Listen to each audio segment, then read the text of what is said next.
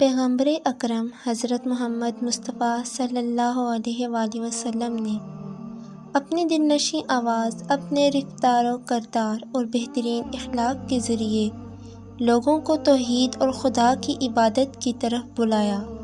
وہ لوگ جن کی فطرت پاک تھی اور خدائے حقیقی کی تلاش میں تھے، آپ پر ایمان لے آئے اور خدا پرست بن گئے، لیکن جو دین کے دشمن اور بت پرست تھے انہوں نے آپ کی بات نہیں مانی اور ہمیشہ اس کوشش میں رہتے تھے کہ کسی طرح سے آپ کی آواز کو دبا دیا جائے اور توحید کی شمع کو بجھا دیا جائے۔ وہ ہمیشہ پیغمبر خدا صلی اللہ علیہ وآلہ وسلم کی بات جھٹلاتے، ان کے بارے میں افواہیں پھیلاتے اور مسلمانوں دیندار لوگوں کے حوصلے اور جذبے کو پست کرنے کی فکر میں لگے رہتے تھے۔ ہر جگہ یہی کہتے کہ وہ خدا کا رسول نہیں ہے، وہ غیب کی باتوں کو نہیں جانتا، کیونکہ اگر جانتا تو ضرور بیان کرتا۔ مشرکین اور بت پرستوں نے ایک گروہ کو نجران بھیجا تاکہ وہاں جا کر یہودی علماء سے کچھ سوالات معلوم کرے اور اس کا جواب رسول اللہ صلی اللہ علیہ وآلہ وسلم سے جا کر پوچھے تاکہ وہ ان کا جواب نہ دے سکیں۔ وہ لوگ سوال پوچھ کر مکے واپس آئے اور حضرت محمد مصطفیٰ صلی اللہ علیہ وآلہ وسلم کے چچا جناب ابو طالب سے کہا، تمہارے بھتیجے کا کہنا ہے کہ خدا کی طرف سے اس پر وحی نازل ہوتی ہے۔ ہم کچھ سوالات لے کر آئے ہیں، اگر اس نے صحیح جواب دے دیا تو ہم بھی اس کی تائید کریں گے، اور اگر جواب نہ دے سکا تو پہلے کی طرح اس کو جھٹلائیں گے۔ جناب ابو طالب نے فرمایا، رسول خدا حضرت محمد مصطفیٰ صلی اللہ علیہ وآلہ وسلم سے جو کچھ پوچھنا ہو پوچھ لو۔ انہوں نے رسول خدا صلی اللہ علیہ وآلہ وسلم سے 3 سوال کیے، جن میں سے ایک سوال اور اس کا جواب ہم یہاں پیش کر رہے ہیں۔ ان کا سوال یہ تھا کہ وہ جوان جنہوں نے ظالم بادشاہ سے ڈر کر ایک غار میں پناہ لی تھی، ان کی داستان کیا ہے، بیان کریں۔ خدا نے اسی وقت سورۃ کہف کو نازل کیا جو ان کے سوال کا جواب تھا۔ دقیانوس نے اپنے ظلم و ستم اور فوجی طاقت کے بلبوتے پر بہت بڑی سلطنت حاصل کی اور پھر اپنے لیے بہت ہی عالیشان محل بنوایا۔ غرور اور تکبر کے ساتھ تخت پر بیٹھا، اپنے لیے کچھ وزیر اور کچھ محافظ منتخب کیے اور پھر حکومت کرنے لگا۔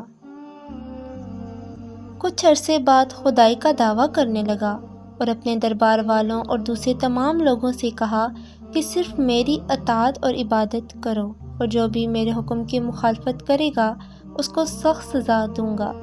اس طرح کچھ سال گزر گئے۔ ایک دن جب وہ غرور و تکبر میں مست اپنے تخت پر بیٹھا ہوا تھا، ایک آدمی تیزی سے دوڑتا ہوا آیا اور خبر دی، بادشاہ سلامت، ابھی خبر ملی ہے کہ ایک لشکر تیزی سے ہماری طرف حملہ کرنے کے لیے بڑھ رہا ہے اور سرحد پار کرنے والا ہے۔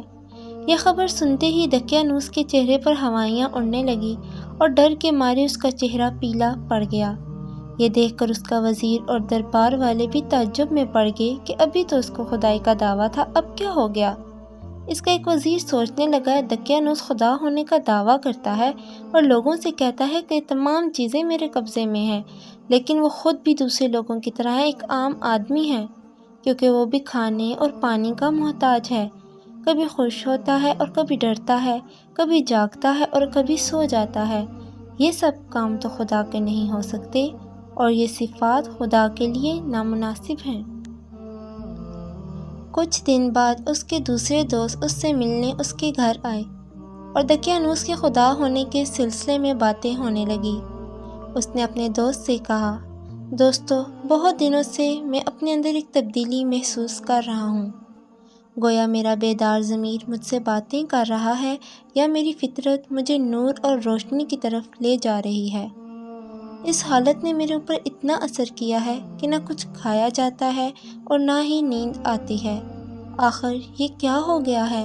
ہمیں بھی بتاؤ، اس کے دوستوں نے سوال کیا۔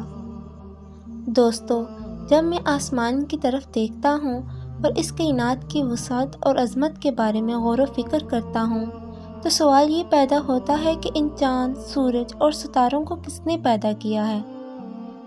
جب میں زمین اور دوسری مخلوقات کے بارے میں غور و فکر کرتا ہوں تو سوچتا ہوں یہ سب کیسے پیدا ہوئے، یہ پہاڑ، صحرا، ہریالی اور مختلف قسم کے جانور کس نے بنائے، خود یہ انسان کیسے پیدا ہوتا ہے اور پھر کیسے بڑا ہو جاتا ہے، خود ہم کو کس نے پیدا کیا ہے۔ پھر تم کس نتیجے پر پہنچے؟ اس نتیجے پر پہنچا ہوں کہ دقیانوس ایک کمزور اور ناتواں مخلوق ہے۔ وہ صرف خدائی کا دعویٰ کرتا ہے، ورنہ حقیقی خدا وہ ہے جو حکیم عالم اور اس پوری کائنات کو پیدا کرنے والا ہے۔ اس کے دوستوں نے بھی اس کی باتوں پر غور کیا اور پھر سب اس کی تائید کرنے لگے۔ تب انہوں نے کہا کہ دقیانوس کی شر سے بچنے کے لیے ہمیں اس شہر سے نکلنا ہوگا، اور آخر کار پورے ارادے کے ساتھ شہر سے باہر نکلے اور ایک بیاباں کی طرف چل دیے۔ راستے میں ان کو ایک چراغاہ ملا، انہوں نے کچھ دیر اس کے پاس آرام کیا اور اس سے باتیں کرنے لگے۔ پھر جب وہ چلنے لگے تو وہ بھی ان کے ساتھ ہو لیا اور اس کا کتا بھی آ گیا۔ انہوں نے کہا، اس کتے کو اپنے ساتھ کیوں لا رہے ہو؟ وہ ہمارے لیے خطرہ پیدا کر سکتا ہے اور اس کے ذریعے سے دشمن ہم سے باخبر ہو سکتا ہے۔ انہوں نے بہت کوشش کی کہ کسی طرح کتے کو بھگائیں، لیکن کامیاب نہ ہو سکے۔ پھر چراغوے نے کہا، اسے آنے دو، ہو سکتا ہے یہ ہماری حفاظت کرے۔ وہ مجھ سے مانوس ہے اور میں اسے خاموش کرا سکتا ہوں۔ صحراؤں اور پہاڑوں سے گزرتے ہوئے وہ ایک غار کے پاس پہنچے اور سوچا اس میں ذرا چل کر آرام کیا جائے۔ سب لوگ آرام کرنے کے لیے لیٹ گئے۔ تھکاوٹ کی وجہ سے انہیں فوراً نیند آ گئی اور کتا بھی غار کے کنارے سو گیا۔ یہ غار اتنا بڑا تھا اور اس کا دروازہ اس طرح کا تھا کہ جب سورج طلوع ہوتا تھا تو اس کی کرنیں سیدھی اس غار میں پڑتی تھیں، اور جب غروب ہوتا تھا تب بھی ایک بار اس میں چمکتا تھا۔ یہ با ایمان اور صالح جوان سالوں تک اس طرح سوتے رہے۔ جب بیدار ہوئے، دوبارہ زندہ ہوئے تو سورج ڈوب رہا تھا، لہٰذا وہ یہ سوچ رہے تھے کہ ہم فقط ایک دن سوئے ہیں۔ پھر ایک دوسرے سے پوچھنے لگے، ہم کتنا سوئے ہیں؟ صرف ایک دن، بلکہ اس سے بھی کم۔ وہ بھوکے تھے اور انہیں کھانے کی ضرورت تھی، لہٰذا طے یہ پایا کہ ان میں سے ایک شخص بہت ہی احتیاط سے شہر جائے اور کھانے کے لیے کچھ لے آئے۔ ان میں سے ایک تیار ہوا اور وہ باہر آیا۔ جب باہر آیا تو کیا دیکھتا ہے کہ باہر کا پورا منظر بدل چکا ہے۔ پہاڑوں پر صرف چند سوکھے پیڑ دکھائی دے رہے تھے اور کچھ نہیں۔ جس راستے سے وہ آئے تھے وہ بھی اسے عجیب سا لگا، اور شہر تو بالکل بدل چکا تھا۔ اسے بہت تعجب ہو رہا تھا اور کچھ سمجھ میں نہیں آ رہا تھا کہ آخر کیا ہو رہا ہے۔ روٹی کی دکان پر گیا، چند روٹیاں اٹھائیں اور دکاندار کو وہ پیسے دینے لگا جو ساتھ لایا تھا۔ ارے یہ پیسے تو بہت پرانے ہیں، آج کے زمانے کے نہیں ہیں، تمہیں ضرور کوئی خزانہ ملا ہے۔ کیا کہہ رہے ہو؟ یہ پیسے میں چند دن پہلے اس شہر سے لے کر گیا ہوں۔ تم جھوٹ بول رہے ہو، تمہیں ضرور کوئی خزانہ ملا ہے اور تم اسے چھپانا چاہتے ہو۔ ایک بھیڑ اکٹھی ہو گئی اور خبر جنگل کی آگ کی طرح پھیلتی گئی، یہاں تک کہ بادشاہ کے کانوں تک پہنچی۔ اسے بادشاہ کے دربار میں حاضر کیا گیا تاکہ اس سے پوچھ تاچھ کی جائے۔ کیا تمہیں کوئی خزانہ ملا ہے؟ بادشاہ نے سوال کیا۔ نہیں، مجھے کوئی خزانہ نہیں ملا ہے۔ میں جب اس شہر سے نکلا تو لوگ مجبور تھے کہ دقیانوس کی عبادت اور پرستش کریں، اور جب واپس اس شہر میں آیا تو سب کچھ بدلا ہوا تھا۔ یہ کہانی شاید تم نے اس لیے گھڑی ہے تاکہ ہم کو بے وقوف بناؤ۔ تمہیں معلوم ہے کہ ہمارے پیغمبر جناب عیسیٰ علیہ السلام نے فرمایا ہے کہ اگر کسی کو خزانہ ملے تو اس کا 5واں حصہ اس سے لے لیا جائے اور باقی اس کے حوالے کیا جائے۔ آخر آپ لوگ میری بات کیوں نہیں مان رہے ہیں؟ میں اس شہر کا رہنے والا ہوں اور جو کچھ کہہ رہا ہوں حقیقت ہے۔ کیا اس شہر میں تمہارا گھر بھی ہے؟ ہاں ہے، آئیے میں آپ کو اپنا گھر دکھاتا ہوں۔ بادشاہ اور کچھ دوسرے لوگ اس کے ساتھ گئے تاکہ دیکھیں کیا یہ صحیح کہہ رہا ہے۔ یہاں میرا گھر ہے، جی ہاں یہی گھر ہے۔ دروازہ کھٹکایا گیا، ایک بوڑھے آدمی نے دروازہ کھولا اور پوچھا، کون؟ کیا کام ہے؟ بادشاہ نے کہا، اس شخص کا کہنا ہے کہ یہ گھر اس کا ہے اور اس کی کہانی بھی بڑی عجیب و غریب ہے۔ بوڑھے نے پوچھا تو اس جوان نے اپنا نام بتایا اور گھر کی کچھ نشانیاں بتائیں۔ وہ بوڑھا اس جوان کے قدموں میں گر پڑا اور اس کے ہاتھوں کو چومنے لگا۔ جو نام آپ نے بتایا ہے وہ تو میرے دادا جان کا نام ہے۔ بادشاہ سلامت، یہ سب وہ با ایمان جوان تھے جو ظالم بادشاہ دقیانوس کی حکومت سے بھاگ کر شہر سے باہر چلے گئے تھے۔ یہ سچ کہہ رہا ہے۔ بادشاہ اور دوسرے لوگ بھی اس جوان کا احترام کرنے لگے۔ پھر یہ طے پایا کہ غار میں چلا جائے تاکہ دوسرے جوانوں کا بھی دیدار کیا جائے۔ سب لوگ غار کی طرف چل پڑے۔ جب غار کے قریب پہنچے تو اس نوجوان نے کہا، ابھی آپ لوگ یہیں ٹھہریے تاکہ میں اندر دوستوں کو ساری بات بتا دوں، کیونکہ ان کو نہیں معلوم وہ کتنا سوئے ہیں۔ اگر وہ آپ لوگوں کو دیکھیں گے تو یہ سمجھیں گے کہ دقیانوس کی فوج ہمیں گرفتار کرنے آئی ہے۔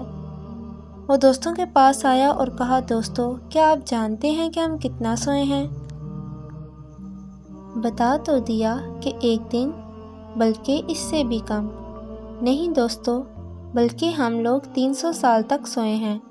دقیانوس بہت سالوں پہلے مر چکا ہے اور اس کے بعد خدا نے ایک پیغمبر بھیجا ہے جس کا نام عیسیٰ ابن مریم ہے۔ خدا کے حکم سے وہ بھی اب آسمان پر چلے گئے ہیں اور اس وقت کا بادشاہ اور لوگ سب اسی پیغمبر کے ماننے والے ہیں اور سب لوگ آپ کے دیدار کے منتظر ہیں۔ اس کے دوست تعجب سے اس کی باتیں سن رہے تھے۔ ان میں سے ایک نے کہا، تم کیا کہہ رہے ہو؟ کیا یہ چاہتے ہو کہ ہم لوگ اس کے لیے عبرت بنیں؟ پھر کیا کیا جائے؟ اور سب خدا سے دعا کرتے ہیں کہ دوبارہ ہم کو اسی طرح اپنی بارگاہ میں بلا لے۔ خدا نے ان کی دعا قبول کر لی۔ وہ پھر سے ہمیشہ کے لیے سو گئے۔ جب بہت دیر ہو گئی وہ باہر نہ نکلے تو بادشاہ اور اس کے سپاہی اس کے اندر آئے کہ سب کے سب اس دنیا سے جا چکے تھے۔ بادشاہ نے حکم دیا کہ اس غار کو ایک عبادت گاہ کی شکل دے دی جائے تاکہ قیامت تک کے لیے یہ یادگار رہے۔